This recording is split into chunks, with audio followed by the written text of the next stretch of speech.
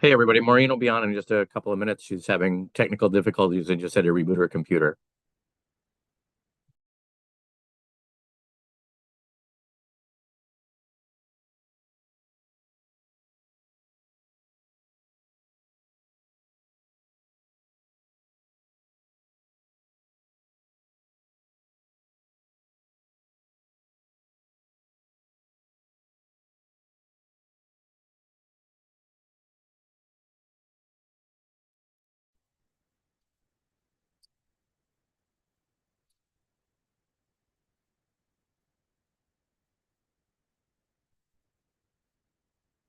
Can you folks hear me?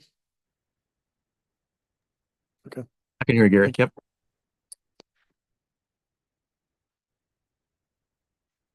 You have to forgive me. I'm in an airport. So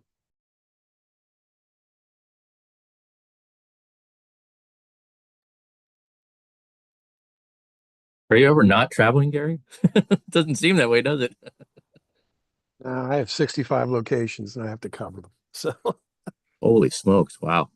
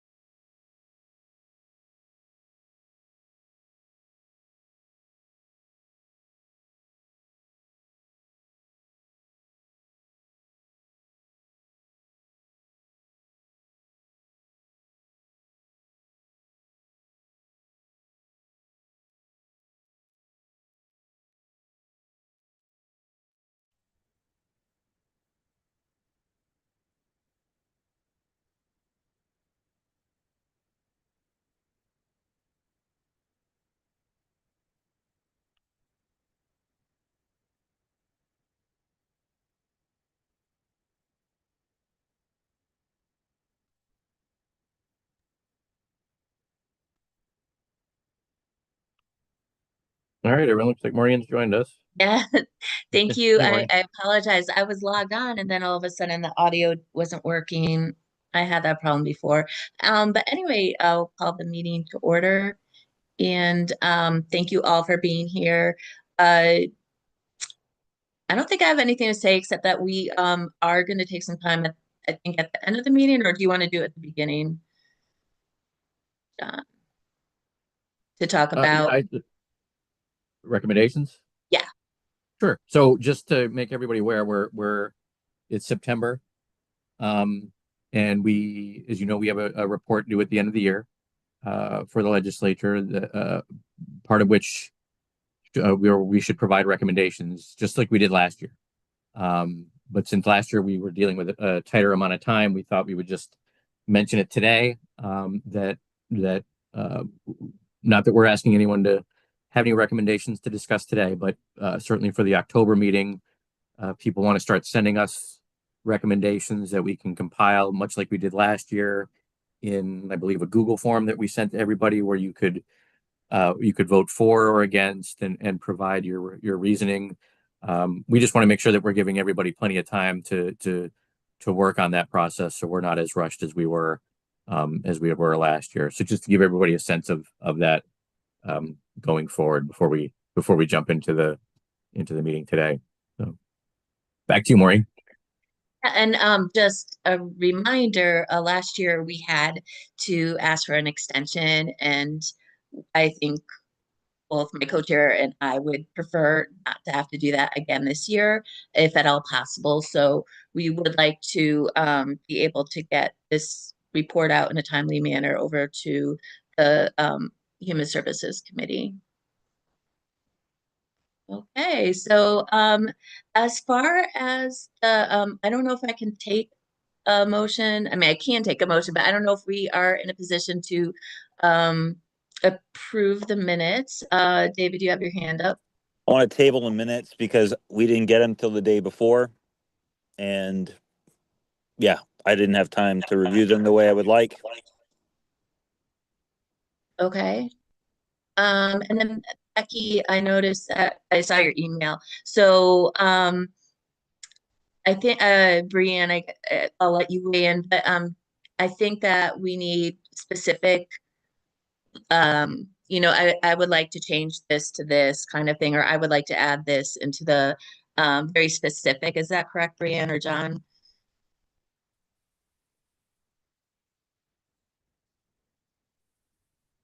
Okay, well, if it's not, then I guess we'll just take what your recommendations were. Can you hear me Okay. now? I was trying to respond, but I think my Sorry. microphone wasn't We can hear you working. now, Brianne. Okay, so I was talking and then, yeah. Oh no. But yes, I was trying to say you're correct.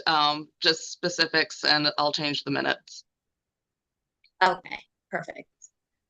And if I may, the reason why I wrote that is I just think it's very important that we have the report from OHA in there, because I know that we have NSMs and we have new motions, but we did have some valuable information that we shared. I thought that was pertinent and information. So if anybody was reading the minutes, I think it would be valuable for people that are chiming in to just look at the site, to the repair site, and rather than having to review all of the hearing, you know, or rather our meeting, rather to review all of the full meeting, because I think the information that we shared was valuable for anybody who is interested, especially the fact that I think that we spoke about some valuable input that we've had with NSM and New Motion, and the communication that has increased, and the fact that we have had some great outreach, and the fact that there were 10 cases. I think that was a big number last month, and I think that would be really, really important for the legislature to see too when they're reviewing the minutes. So that's why I added that. I almost didn't write anything up, but I just thought you know, just for a sense of accuracy, I thought it would be really important and valuable to add. So that's why I added that. Great, yeah. David. Yeah, I just wanted to bring up what I've brought up several times now. I feel as though we need to have these minutes earlier. I've said it in emails, I've said it in meetings.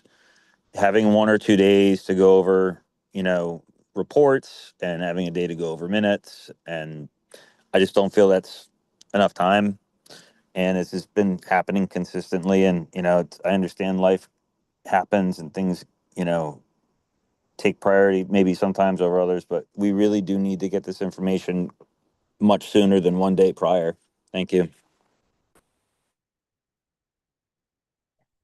Yeah, and I know we're working on that, and I do agree. I know our information, the reports from Gary and Diane last week. Becky, I checked him.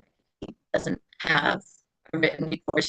I'll let her report when it's time. But I do agree that we do need to listen, get this tighter, especially if we do end up needing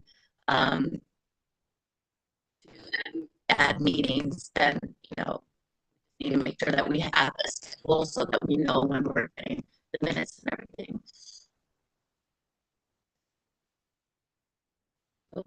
Was it just I'm gonna have to log off again because I'm still having. Maureen? You're breaking up really bad. I don't know if anybody else is having the same issue. It's Yeah, terrible. breaking up bad.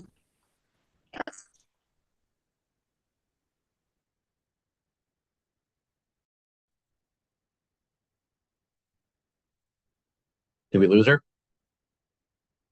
Yeah. Okay. I don't want to hold things up, so why don't we jump into, since we tabled the minutes, why don't we jump into the OHA update? So I really don't have too much to update today. We don't have any referrals this month. There's not been any reports of any wheelchair repairs. So, but I can say that as far as outreach, I have outreach to L&M Hospital and to Hartford Hospital and to also Masonic Care in Mystic, Connecticut. So I've let them know about the wheelchair repair committee. I've let them know about the 10-day rule.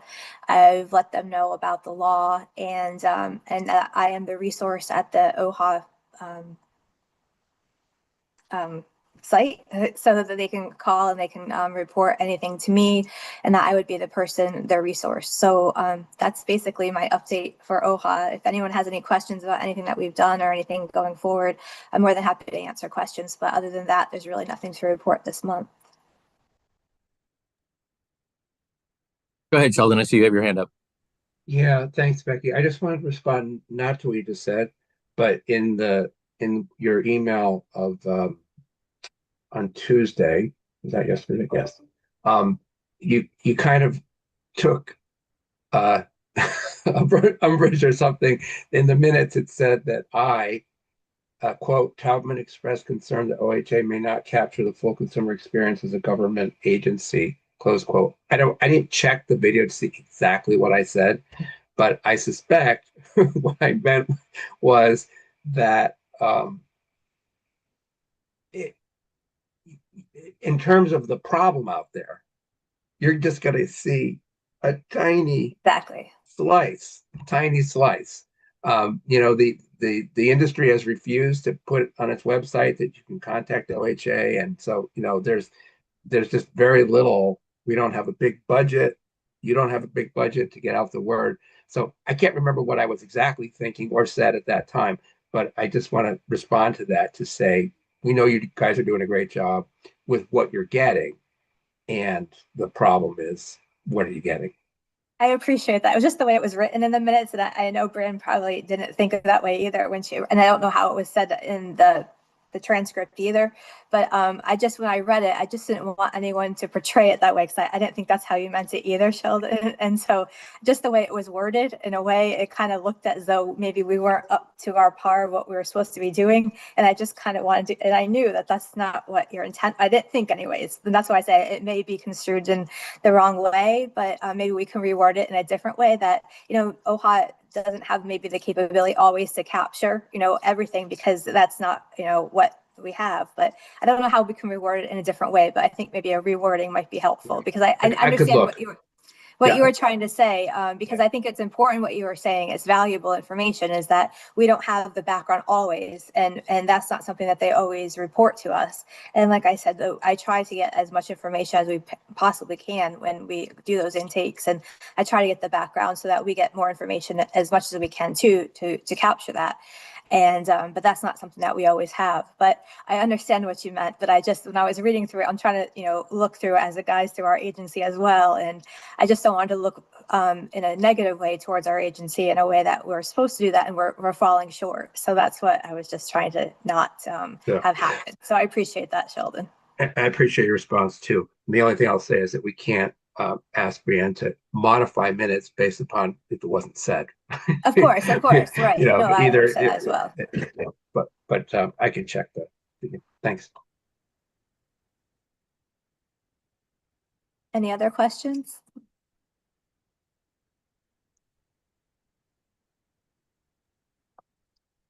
Okay, so we're still on the minutes. No, we're on my update. That was the your OHA report. report. Okay, I wasn't sure. I'm sorry. No I had to worries. get on my phone. My computer's not working. So Maria, I didn't have any cases this month to update anyone on. I didn't have any referrals this month. So there was really nothing. I just did some outreach, and OHA continues. Just another thing too is that OHA is continuing to do outreach. We're doing more and more. And with every outreach that we do for OHA, they're telling everyone about the wheelchair repair committee and council, and that we are a resource for them. So everywhere they go, they're letting people know. So that's more than we've ever done before. We're doing more outreach as an agency, and so the word is getting out big time. So it's a big, huge success that we're able to share with you all. That's good. And so you didn't have any new reports. Do you have any that are still ongoing? Any cases We that are actually had some great outcomes. So we had 3 closed cases. So we were able to say that they were repaired and they were solidly done correctly, and that the people are happy with the outcomes. So they were on, from both groups, from NSM and New Motion. So I'm happy to report that. So I was able to close those cases out. So that's a positive. That's good. Great.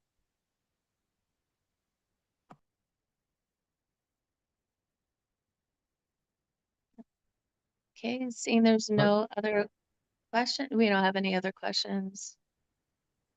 Okay, I will move on to New Motion. Hey, Great. Gary, are you traveling? Like, do we have to? Are Yeah, you? no, I'm in an airport and I'll give a quick Okay. report, All and I'll right. do my Yep. best to answer questions. So, Yep. we did submit our report for August, and I'm happy to say we saw additional improvement. Our aggregate performance relative to the compliance is about 96%, which is, as everybody will remember, we started very low, and we've put a lot of energy and money into doing things like increasing our inventory and pre-ordering parts and things like that to make sure that, we're getting things done more quickly. So our staffing right now is at 19 total technicians.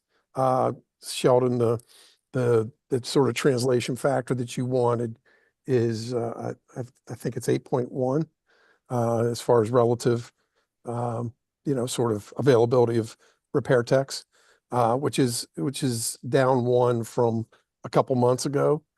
We do have a tech that's out on medical leave, but we can't just necessarily replace that tech because we have to hold their job available for them. But we have filled in with techs from other locations, and we're doing a lot more repairs more quickly just because we have the parts available on hand now. We're stocking the top 75 SKUs, which are part numbers, if you will. One other thing we're doing is we're working with several of our manufacturers. There's a bit of a initiative in our industry to standardize parts, meaning so that we don't have to carry 8 different kinds of casters, so that all the manufacturers would use the same 8-inch caster, if you will. It's not going to change the function of the chair. It's not going to change the ability of the consumer to utilize it. It's just going to make it easier for us to repair things more quickly and stock the number of parts that are necessary. I know that people on this call have reached out to me. Becky has been, great in reaching out to me when there have been issues. I feel like we've been pretty responsive, and, we have enhanced our escalation process internally so that when people do have issues, it gets to the right hands, and, more things are coming to my desk, and then, I will, assign the right people and step in where I need to. So I feel like we're improving every single month. We're not 100%. I'm, still concerned that 100% is realistic, but we're doing our best to get there. Questions?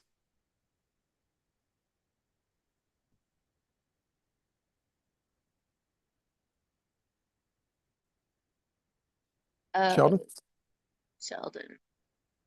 Yeah, Sheldon. Go ahead. Thank you. Thank you, Gary, and thank you for reporting from the airport. There's last time Joe, are you here today? Let's see. I'm not sure if Joe's here. Let's- Joe raised a question which he actually raised before, which is he couldn't understand how you could be in compliance with 10 days, 95% of the time, forget what was last time, if it's taking you 7 days just to do the assessment, because the clock is ticking on the 10 days, however long it takes you to do the assessment. Okay, on average, according to your latest report, on average, it's taking you 7 days to do that. So that would mean that on average, you do the repairs, you complete the repairs within 3 days of doing the assessment, which doesn't seem to be consistent with at least folks we've heard from their experience. That once the assessment is done, now obviously the clock doesn't run while you're waiting for parts, but to actually, other than waiting for parts, you actually come out and fix it in 3 days doesn't seem. And this was his question: how does that make any sense? I'm going to go back and look. This is the last month and this month were the first times we've automated the report. So I have to go back and make sure that the people that ran this for me went back and combed the data and compared it. But I'm trying This to. was part of the I gave you a list of questions, Right. and this was on it. Yeah, I did.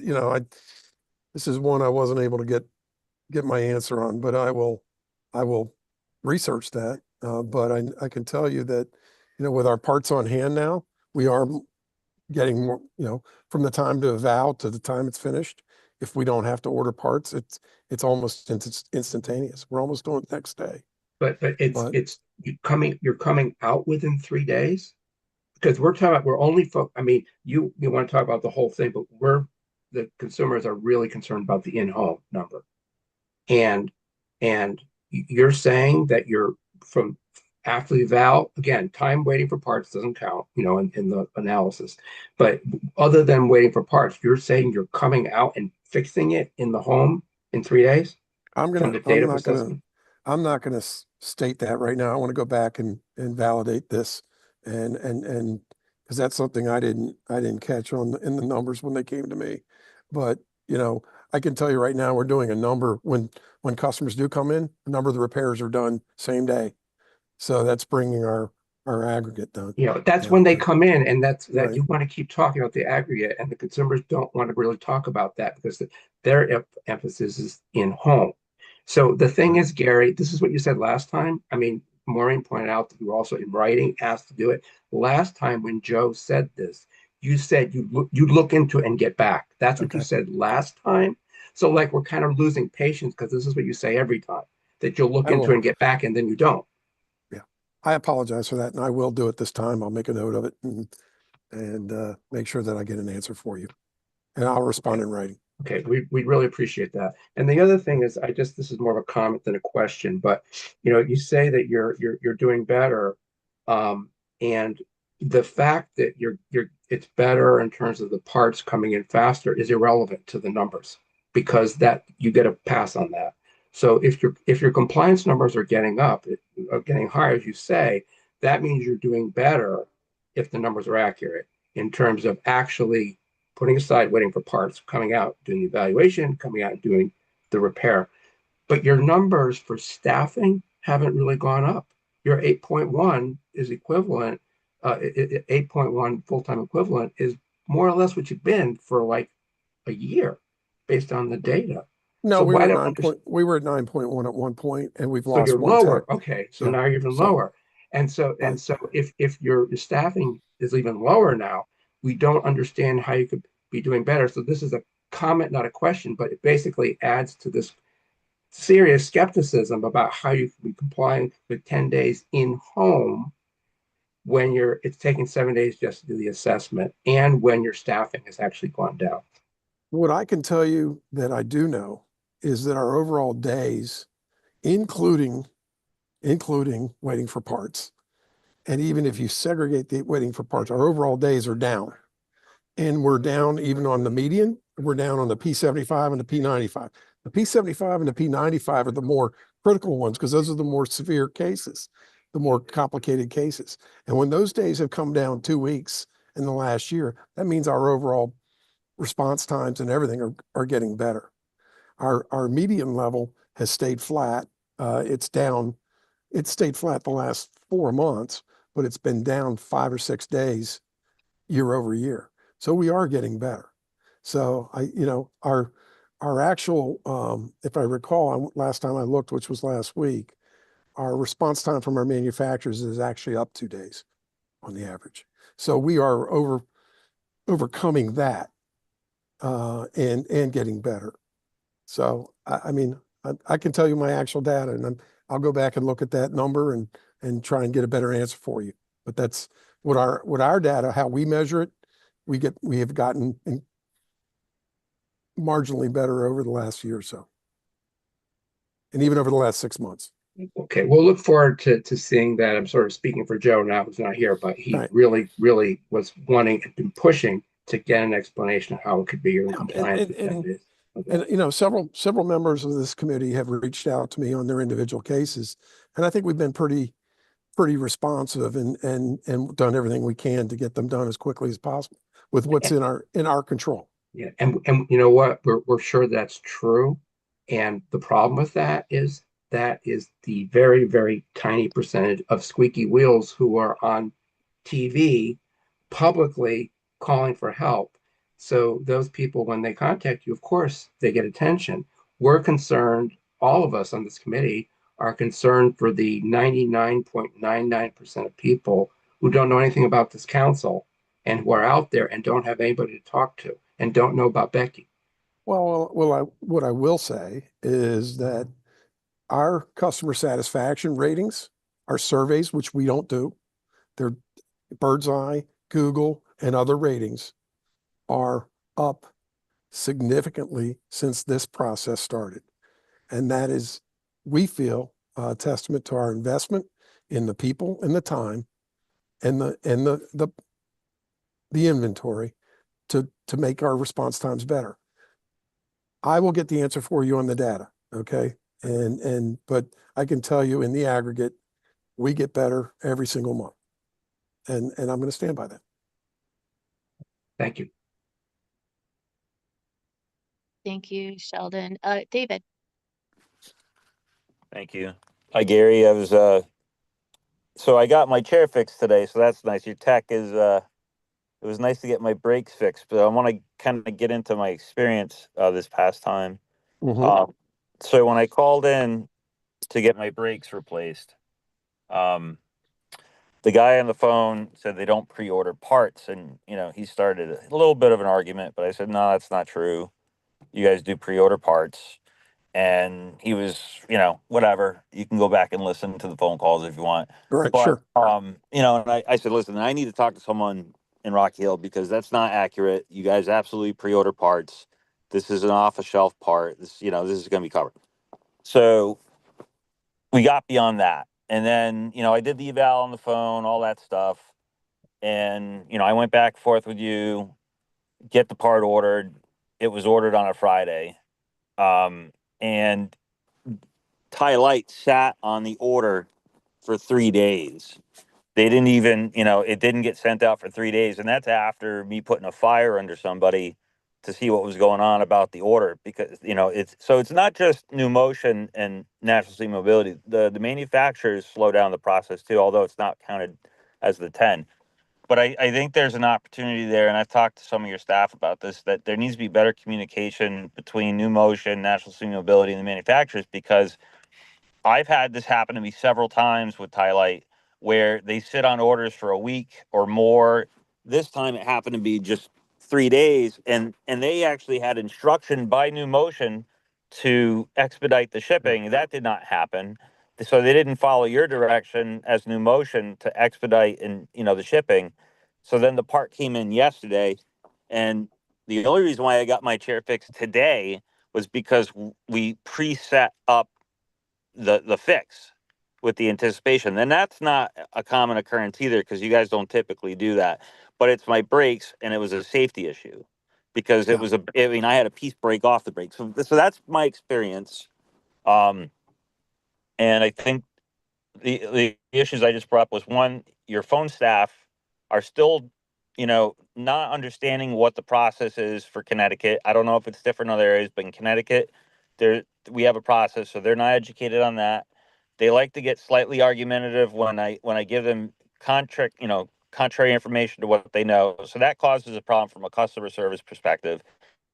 It's Sure. unnecessary. And so I just move on beyond this. Well, you're wrong, and I'm going to talk to someone who else can help me. But that may not be the common experience for most people because not everyone has, the knowledge and the contact information to get stuff like this taken care of in a timely manner. So then you bog down the whole system with this kind of stuff. And and there's also this move. I've heard reports from other people's experiences where the people on the phone are still kind of pushing the in shop and not really giving a neutral sort of ask about, how would you like your chair fixed? And I think that's a problem. And I think it needs to be fixed. Thank you. Yeah, a couple things, David. Yeah, that's a training issue with the phone agent, and because not all of our agents are specific to Connecticut. So that's education we need to do. Um, I do agree that, when you get into that sort of loop, that bogs the whole system down, and that's something we need to be better at. Um, we do pre-order all parts in Connecticut and in several states right now. It's not across the board. But you were correct. We ordered your parts as soon as, we had everything ready to go. And Tie Light, as you said, we can't control the manufacturers. We can yell at them all we want. We're trying to work on things like having them stock parts in our sites, sort of on consignment, and things like that. But that's not reality today. That's something we're trying to work on. Um, but yeah, and also pre-scheduling the final delivery is something we are doing. If we now have a little more confidence in the delivery times from the manufacturer than we had a year ago or 2 years ago. But they still do delay things, but we'll still go ahead and schedule a final appointment, assuming that the parts are going to get there, and then we will adjust accordingly. So also, thank you for the answer.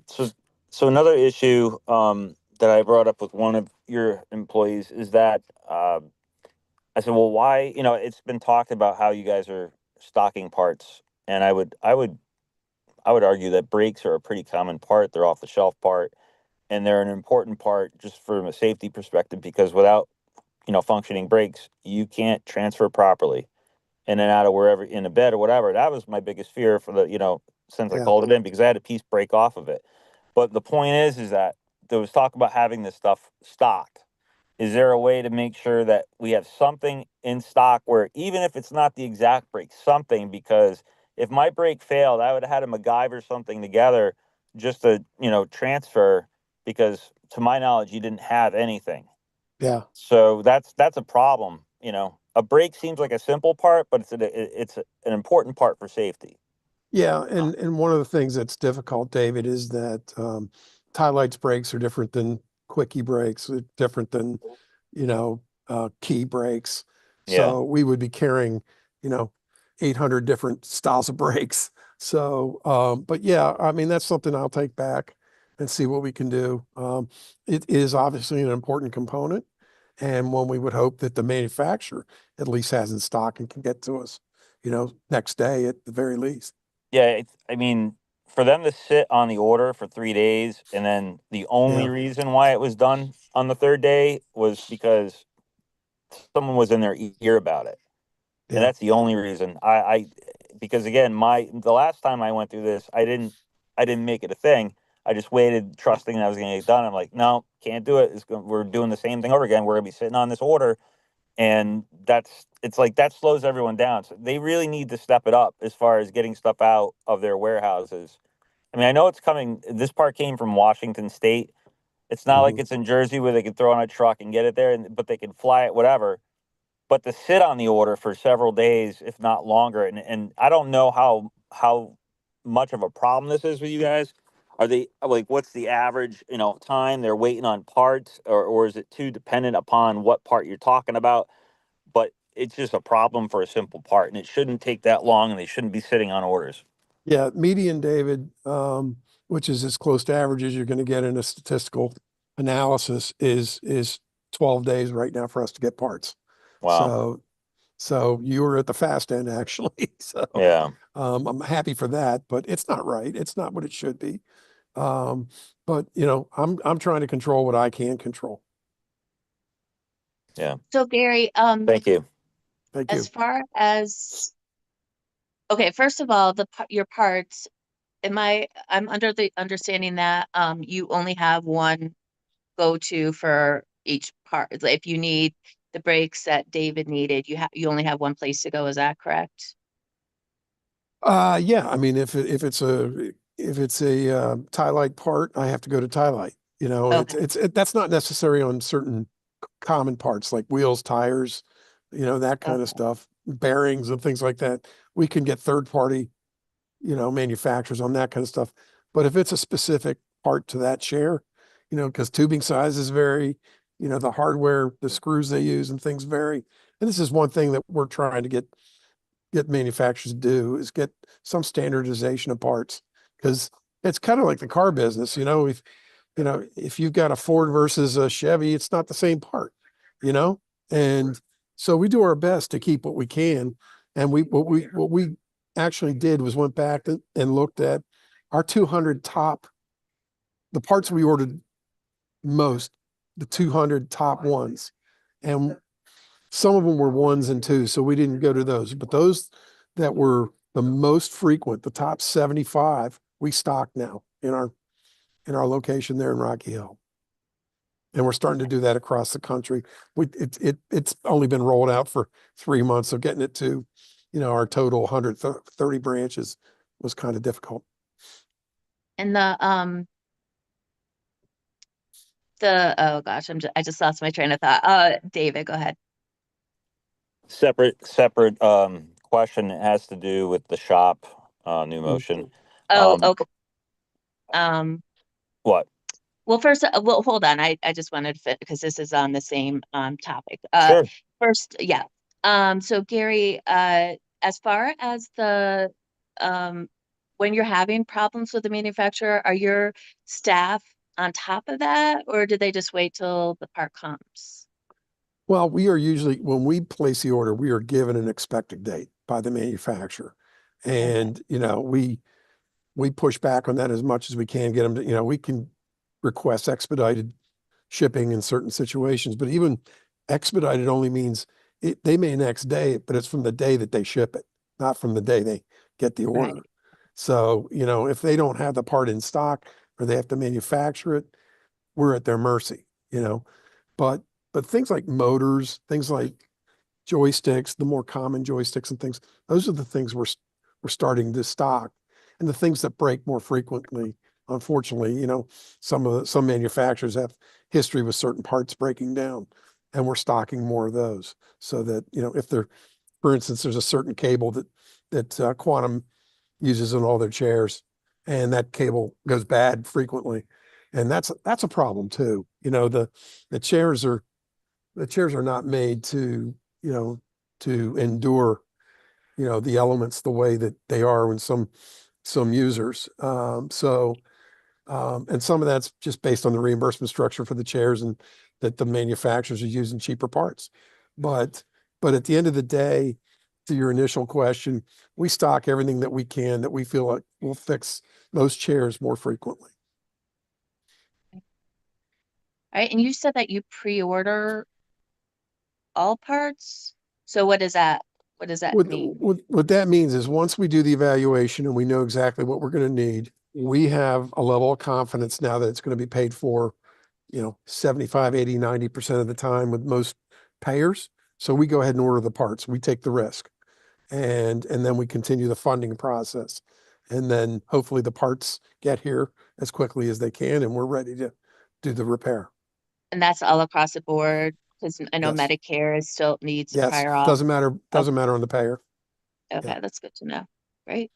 All right, David, sorry to cut you off. No, don't worry about it. My question was the shop, and did you ever get like a surface where people can transfer on easily? Um, and like, The as far as a table or something that goes up and down to adjust because people can get in and out better out of their chair. Has that been last done? last time I was in Rocky Hill, which was 2 months ago, we did have mat tables in the fitting rooms. I'm not sure they were high-low. I have to double check that. But I know they were there. We also have patient lists available as needed. We ask that somebody, if they are going to need a patient lift for a transfer, that they bring their own sling, because the number of slings, the variety of slings is not, we have several there. But to make it easier, somebody were to bring their own sling. But I can also tell you our number of repairs in shop is way down. Most of our repairs are being done in the home now. At one point, we were as high as 25% in shop, but I think let me look at this last report. I think it was 13% or something like that. So we're significantly lower than we used to be on in-shop repairs. But to answer your question, David, we do have surfaces. I need to find out if they're high-low or not. And are the techs still not able to assist if someone needed help in and out? Because I know that was a discussion That's based a on training and liability issue. liability. Yeah, that's a liability issue. Yeah, we do not recommend that. We do not allow our techs to do that. I can't, is it happening? I'm sure in a pinch somebody is doing it, but that's not, from my standpoint, it should not be done. Our techs are not trained to transfer patients, Okay. nor should they. They're not healthcare professionals like in that sense. Okay.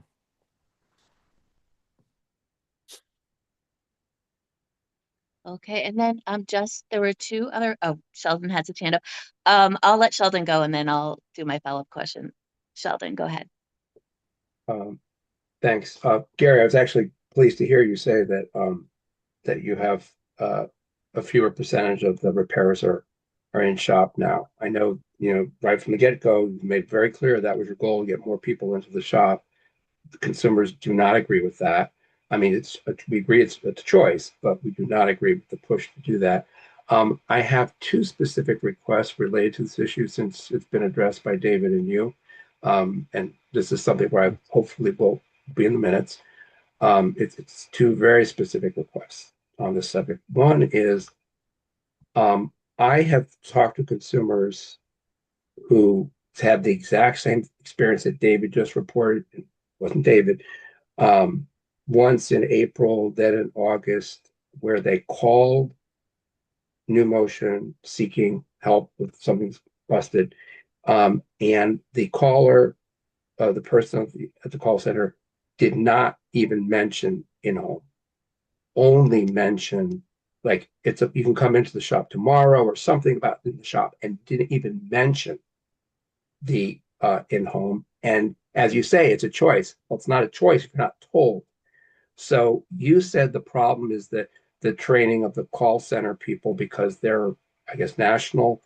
And so the first request is that there be specific training of the call center staff about Connecticut callers, that Connecticut callers will always be told about the in-home option at the same time in-shop is mentioned. So it's a request that the scripts be, and I'd like to see them, that they actually be trained that when it's Connecticut, flag it, always mention in-home as an option. That's the first request, if you'd be willing to do that. And the second is that I'm looking right now at your website. This was not like, some developed whatever. I blanked it out. But it's the Rocky Hill specific web page or website. And under it, there's a check mark next to in shop and no mention of in home. right now, at this moment, your website for the Rocky Hill location, which is the only location New Motion has in Connecticut, does not mention in-home. So the second request is that that be fixed immediately. So there's a check mark right next to in shop. It should also say in home, check. I will go back to our team and see, you know, what we can do with those. The training, the discussion of the scripts, that's an easier lift. You know, the website, because that draws off a central sort of site. I need to go back and talk with our web team to see, you know, can we make, now, how did you go through and select our location Yes. and then it dropped down? Okay. I have not looked at that recently. So let me look at that and, you know, I don't do the web page, so I can figure out how we can say, you know, in home on there as well. But this because this is individually tailored. It says that it's the address, it has the hours, and it's specifically about that location. And yet it doesn't mention in home. I mean, you know, it doesn't, it says it in shop is available. So, I mean, if the customer wants to have us come to their home, they just need to say, Gary, come to my home. Gary, this what you're saying is outrageous. You consistently say, and I watched the videos you saying over and over, let me finish. You keep saying it's a choice. It's a choice. It's a choice. The consumers have the choice. So it's kind of bogus if it's a choice, if on your website you don't mention it and the person has to on their own come up with it. So yes or no, this is a simple question. Everybody's going to want to know the answer. You'll have to talk to your folks. Are you going to fix your website to mention it as a choice? That's all we need to know. And if the answer is no, we'll have to take other action, but we need to know. Sheldon, that's not an answer I'm going to give you right now because that's not my call. Okay. So I will take that under advisement. I will go back with our team and we will decide how to change the scripts and how to change the website the way that we want to present it. So I understand your argument. I also know that throughout the country, we have some places where we're upwards of 50% in-shop service, and those consumers choose to do that. They prefer it. I understand that these consumers here and several consumers elsewhere do not prefer that, and they have every right to not prefer that. Yeah. And we will be glad to come to their home. And the point is that you insist that it's a choice, and there's no choice if people don't even know it's a choice. It's really simple. As far as other places, that's your interpretation. well, I think almost anybody would agree with what I just said. But regardless, agree to disagree. So other states where you see 50%, it doesn't mean they prefer it. It means the call center is not mentioning it. And so they don't know it's an option. You have no basis for saying that where in states 50% of people are being served in the shop, it's because they prefer it. You don't know that. You just know that's what's happening, right? Yeah. And it could be because they're not being told. Sheldon, I know our customers. I know what they tell us, and they're satisfied with coming in the shop. It gets them repaired more quickly most times, and you know that's a preference for some people. I understand it's not everybody's preference, and it's their choice whether they want to come in or not, and we'll go to their home. So I will go back. I mean, I'm not going to give you. You can come at me all you want today. I'm not going to give you the answer you want because I can't give you the answer you want. Said I did not expect you to. All I'm asking is to be in the minutes and that you come back next time with the answer about whether you're going to do these things. And I think we can agree that it's a choice. We all, I think everybody agrees it should be and must be a choice in home versus in shop. And in fact, our law passed last year mandates that it's a choice. So given that, then a choice is only meaningful if people know they have it. Thank you. Okay. Thank you. I will just note that this was also a question that I put in writing saying that we talked about this last month. And so I am disappointed that you don't have an answer for us this month. It's just, we're just dragging this out. Also, I had someone call us, and she reported that I asked about in shop and she said, oh, New Motion doesn't offer in-home repairs anymore. So there is a perception, at least one person who believes that she has to transport her disabled son in a broken wheelchair. That again, this was an issue with brakes that were not working over to your shop. So this isn't just the us advocates on the wheelchair advisory council who are saying this. That we have customers who are they're not aware of their rights under the law, and that really concerns me.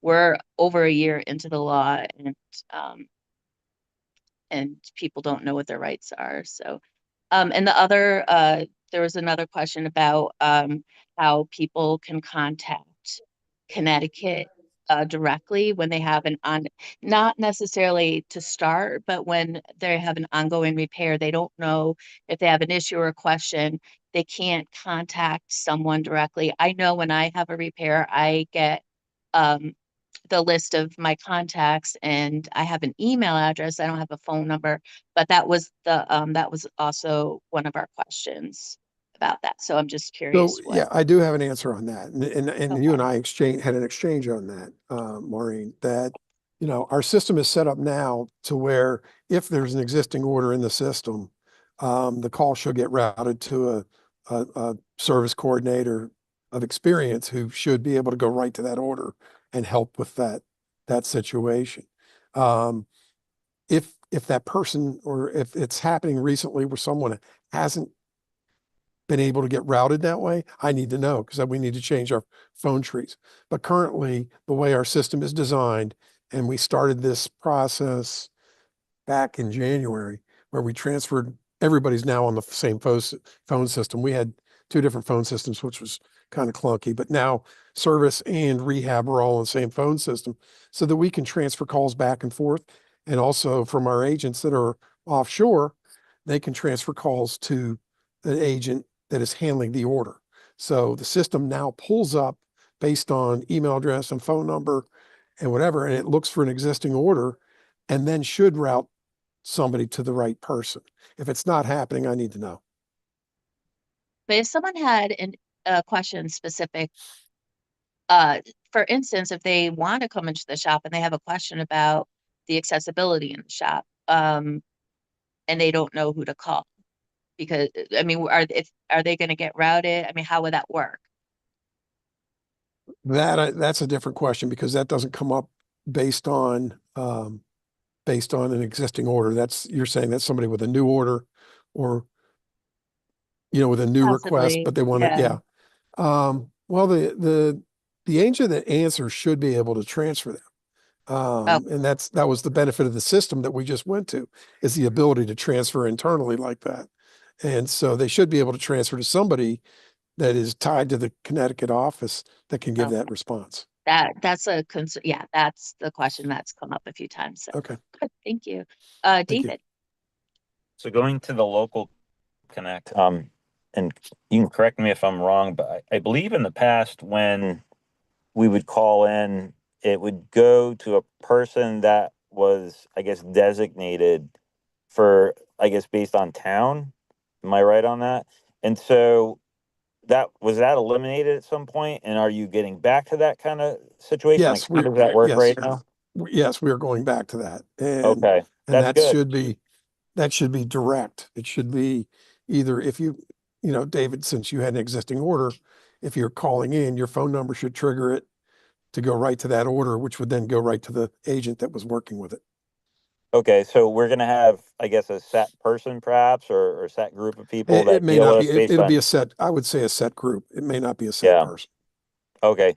That's good to know. Are we gonna go back to having a direct phone number that we call that person directly, or is it gonna be done through the main number and it gets flagged and gets sent to someone like that? I do not believe you're going to have a direct number to that person. I need to double check that, but I don't believe that's the intent right now. I mean, yeah, I mean, in the past, how things used to work, I found it a much better customer service experience when I was able to call directly and talk to someone. They knew me. I dealt with them Right. on a regular basis. They knew my issues, and I could have a rapport with them because, we had contact several times. And I Sure. think the problem of, I guess the efforts of being more streamlined, saving money, um, centralized, command and control kind of thing, you've gotten away from that customer service experience. And I think things fall through the cracks when people don't know your situation. They don't know Yeah. that, maybe someone can't have an appointment on a certain day, or, or their chair is, they need something different, or they need, they need to come to a certain part of your, like your house, or call you before. Like it's little details that used to, make the experience better. Those were all there, and then it's kind of disappeared. So I'm hoping that we get back to kind of that situation, because it makes things just better, you know? Yeah. Well, that stuff should be notes in your file, and Yeah. that's important that whoever you are talking with, makes notes in your file on that, so the next person that comes to the file knows the nuances of the particular order or your situation. So that's there's supposed to be flags in our system, and I need to go back and check, just to make sure. But I know that that's the intent. Whether it's actually working, I got to make sure it's turned on and working properly. Thank you. Thank you.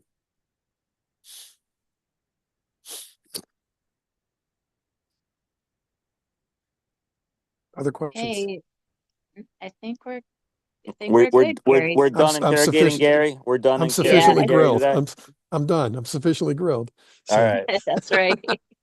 thanks all. All I right, thank you appreciate. so much. All Safe right. Thanks, travels. Gary. Thank you.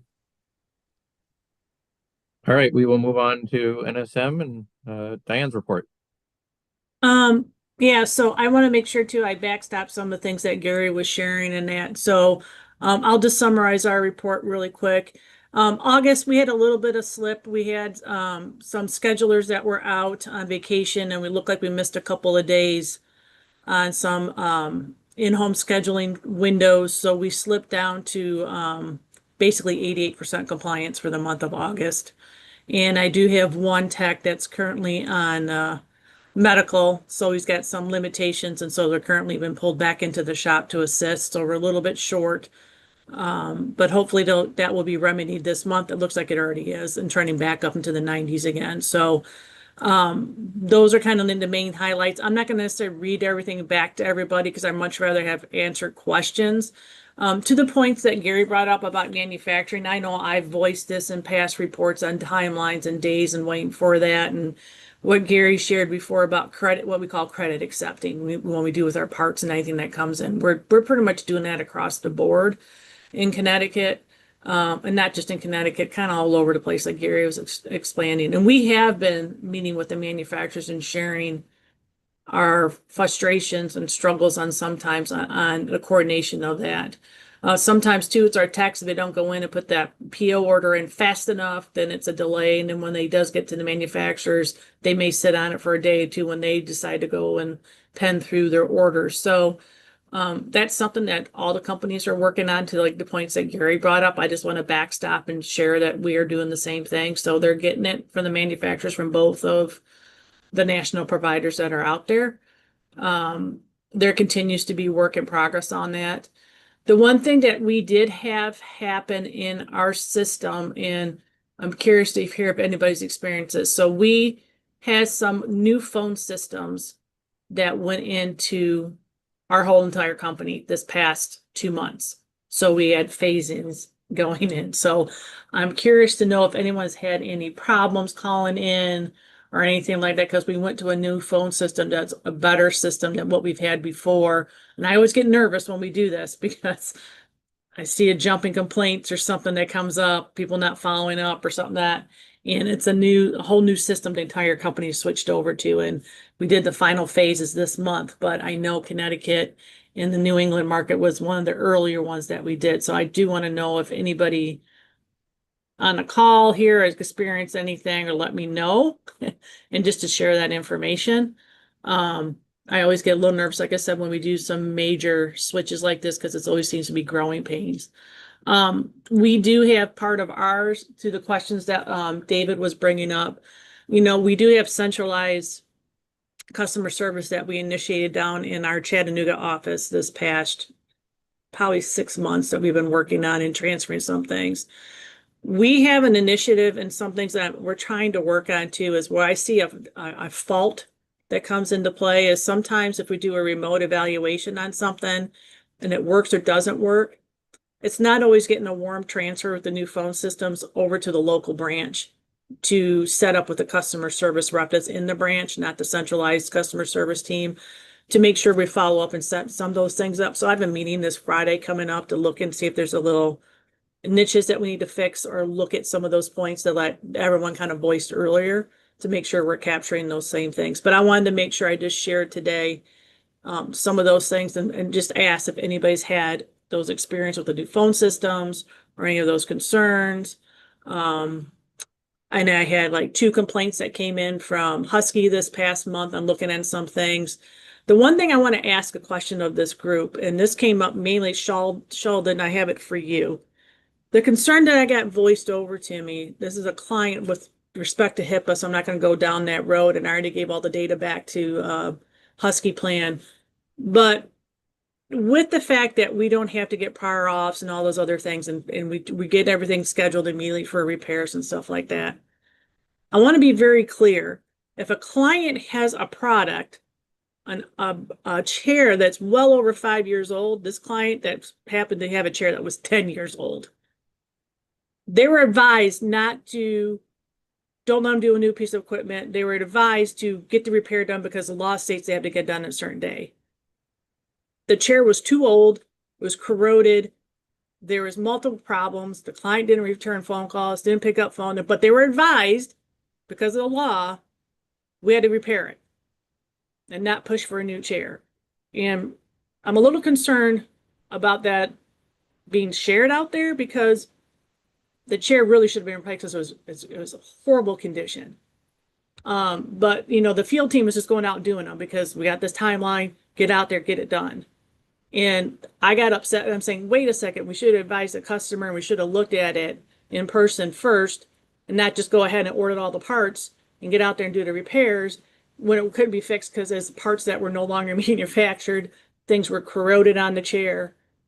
But they were advised, they got to do this in a timeline. So now we got a complaint filed on this because we didn't follow through.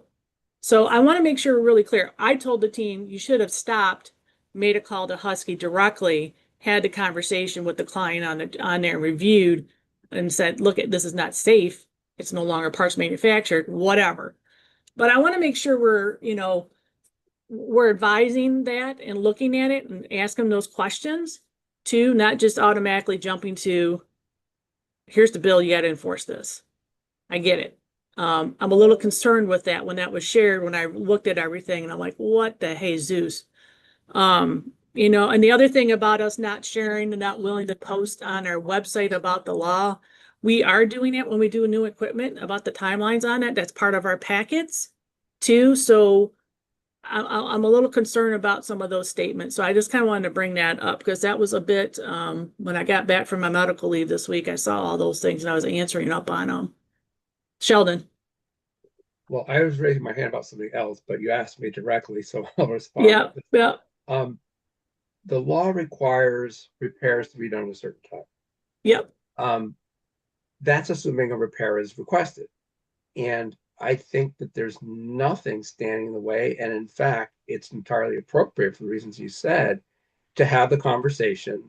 Yep. Do you really want this thing fixed? I mean, to have the conversation, it's only if the person insists that they want it repaired and they don't want the new device and whatever. I mean, yes, then you have the consumer has a right because they've requested it and they've insisted on it, having been fully informed about the new equipment. That maybe makes more sense. The one thing I'll say is based on past experience, I have had this situation with clients, and that is where the device, everybody agrees it should be replaced, including the client, and it's approved. A new device for which prior approval is still needed. It is approved, but there's the fabrication time. I mean, it takes a while, and people are stuck. The thing, something really serious breaks or whatever is not functioning, and it's going to be months before the new device comes.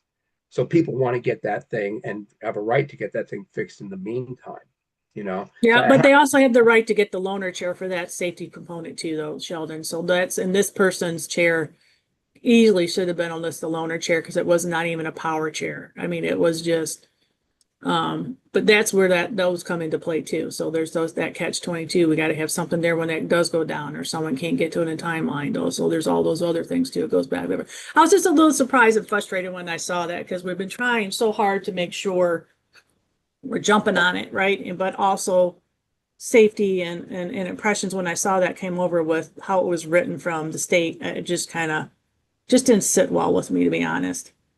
yeah, I mean, the way you And describe I'm a that, little bit grumpy too because I'm hurt Yeah. right now. So sorry. But no, but I'm the way you, recovering from surgery still, so I'm kind of, Sorry. yeah.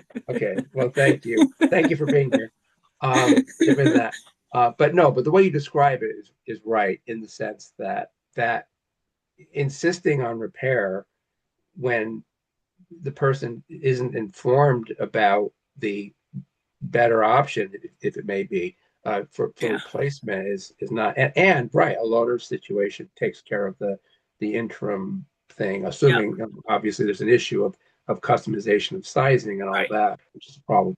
But yeah, those seem reasonable. The other thing you raised, I did have David raise his hand too, so I'll wait for my other thing. But the other thing you did ask me about or respond to was this thing about not telling people about the law. I am thrilled to hear what you just said. Yeah. In the It's got past, posted on the website, because our websites, when you go to it, like while you're talking about that, because our branches kind of has all the services. We as an industry, hands down, Sheldon, whether it's us, New Motion, Reliable, VG, whomever, coming to the branch is always going to be our first request. Always going to be asked, because it's always easier, faster, quicker, whatever.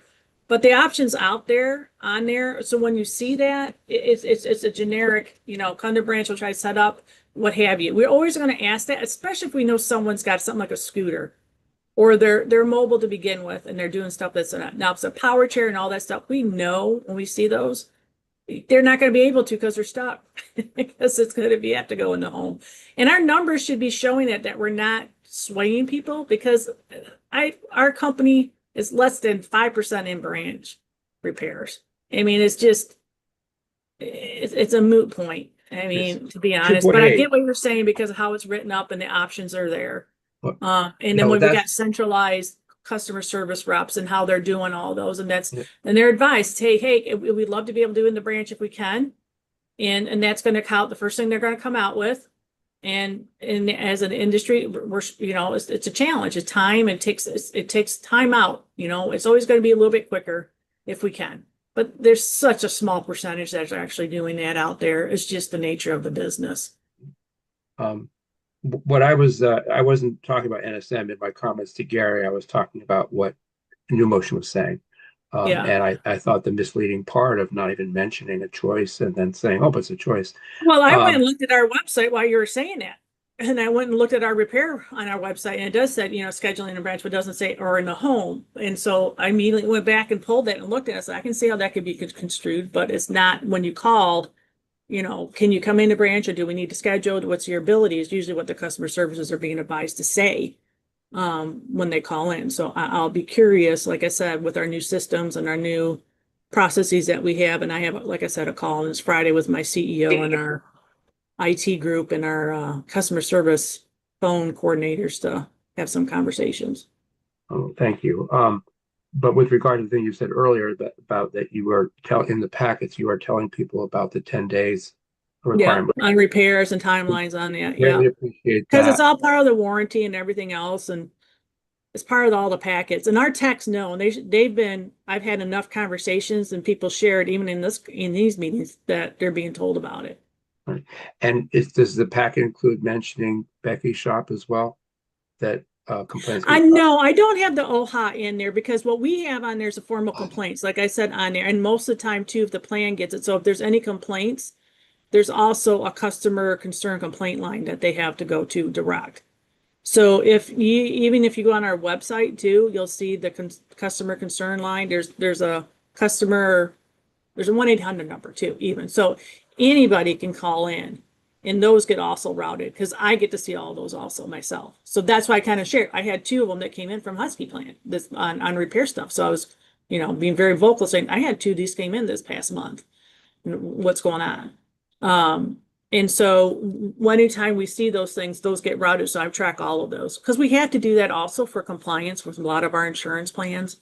So anything that gets voiced to them, anything that gets called into us, and then of course, whatever you guys get. If Becky gets anything, she reaches out to us. So Do you mind if I chime in? I can't raise my hand here for some reason. So I have the same issue where I've had conversations with people that have had older chairs, Diane, and I've had the same conversation with them because I think it's also a liability issue, right? Because say you repair something and something breaks, right? I mean, what if they come back? I mean, I always recommend that they get a chair. But what Sheldon said, I think that's one of the major concerns that I hear too, is that it takes so much time for it to get repaired and that they sometimes want to keep that chair as a backup too. And you to can, have and later on. that's some of the things that we're trying to work on is that's something that I've even had meetings with CMS in the States on policies for those type of things, being able to do backup chairs, be able to have a backup piece of equipment because we do know those things. Or if it's That's interesting. customized to the age. And that's just it is what it is right now. And that's the nature of the beast that we work in. I wasn't aware though. So they get a loaner chair while they're waiting for their other chair. So if we have it, if it's something that can be fixed and that if it can meet their, let's put it to you this way, like some states have, like you can get some power backup chair equipment repaired and maintained, but Massachusetts does that. New York allows you to have a manual chair for a power chair, usually to have something, but that's defeats the purpose. If you're in a power chair, manual chair ain't going to help you. It's like you don't have the positioning 9 times out of 10. If you're in a power chair, you got other things going on. It's not going to work. But there are some policies and some things like that that are out there. And of course, you're allowed to get a loaner chair. CMS covers a loaner chair for up to a month or whatever for a replacement if we have it. The problem we run into, Becky and the team, is most of the time though, when someone who really needs, if they're in a complex, that's what we call a group 3 chair, power chair, you have the seat elevator or power tilts or certain cushion back and seat that's individually configured to your body or whatever alignment. We don't have duplicates of everybody's chairs, right? So we may have a group 3 chair, but it might not have the seat lift on it, or it might not have this. And sometimes the consumers will say, "Oh, that's fine. I don't care. I'll use that until I can get by with that. That's fine."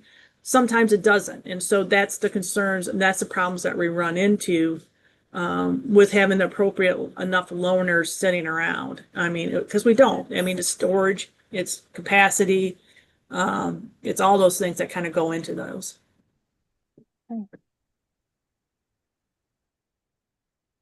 Oh, David? Thank you. Yeah, you're welcome.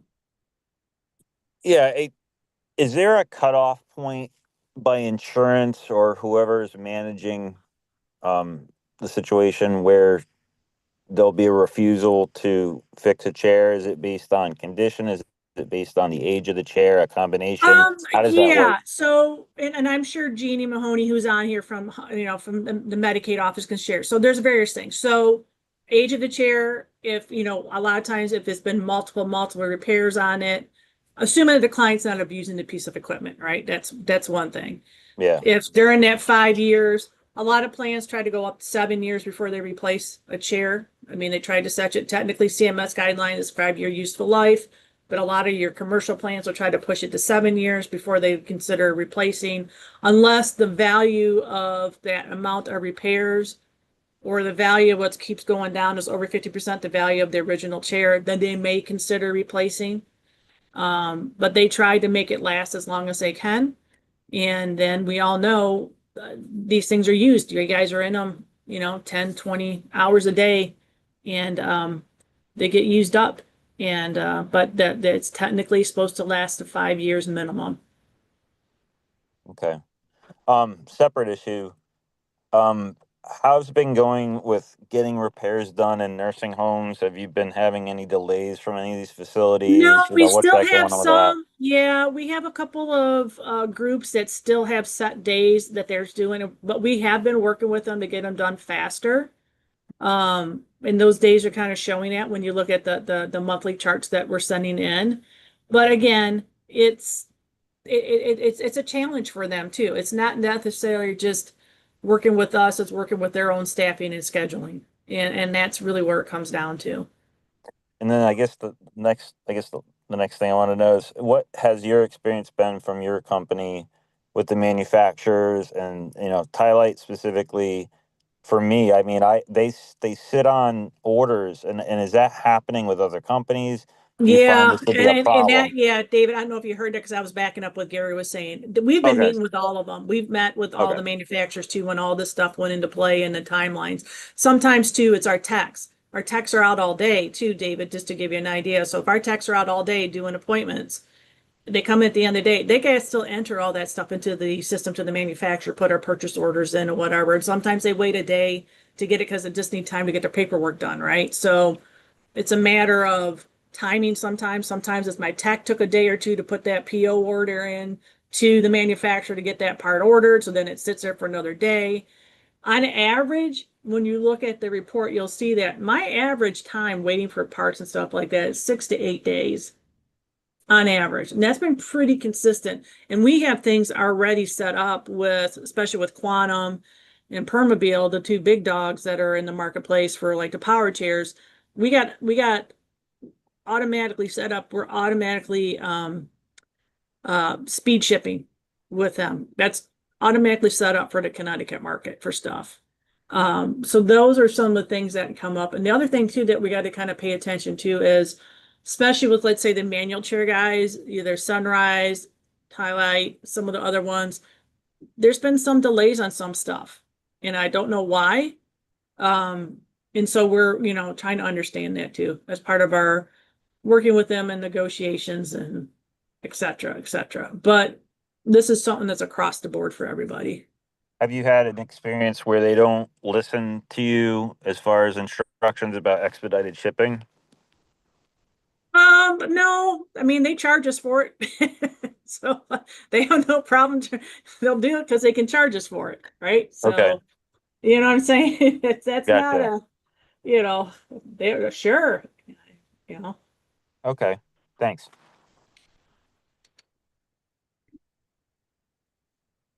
Sheldon. Yeah, so I have just a couple questions on the numbers in the report. I think that there's a typo in the There's a negative number and there should be a 2.7. Is that the one that I caught that when I looked at it? It said no. negative 2.7. Oh, no, I didn't. Yeah, you're right about that. But that's not what I no, It's not. It's the repair the days to do repairs, it's for the different locations. You have 0.7, 0.1, 0.6. I assume those are 7, 1, and 6, not yes, point. Okay. yes. I'll fix that. And then the other questions, this is just a question about in the completing repairs, the breakdown between in-home, remote, and branch. You're at 87% for in-home and facility in the community. It's lower for at the branch, and that seems inverted from what we normally see both for you and New Yeah, Motion. because it was just timing of something for someone, how they came in. So, I mean, I got to report the numbers that are there. So it was, yeah, some people came in and passed the timeline on some of those things. I'm like, all right, but that's what they wanted to do, or however it worked, maybe with their work schedules, can't say for sure. Okay. But that's what it Maybe, showed. So and it's no, and I can see that because it's a very small. It's 2.8% yeah. of the repairs were done in shop, so it's a very small number. So a couple of outliers who are like, Yeah. So you can't, it's just okay, numbers are the numbers. all right, Yeah. thank you. Yep. Any other questions? I think I got lucky. I got to go second today. I beat up on Gary beforehand. Well, we knew you had surgery, so we thought it'd be nice to you. Oh, thank you. Thank you. Yeah, I got my ice machine on my leg right now, so I'm doing pretty good here.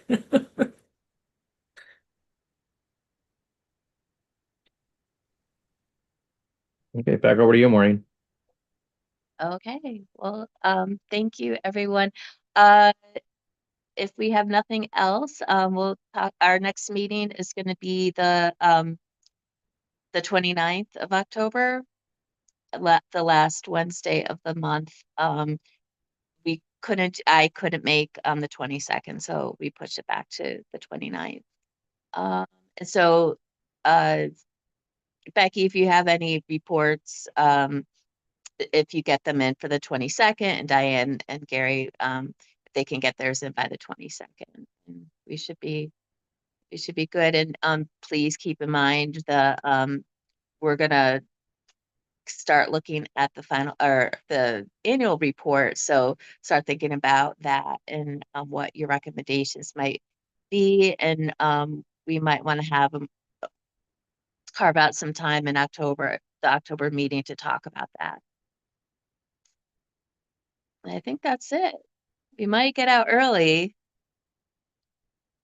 Gonna jump the gun before someone else had something to say. But anyway, if I'll take a motion to adjourn. Motion to adjourn. Second. Yep. All in favor? Bye. Opposed? All right. Bye. Thank you so much, everybody, and we'll see you next month. Thank you. Bye now. Have a good month, everyone.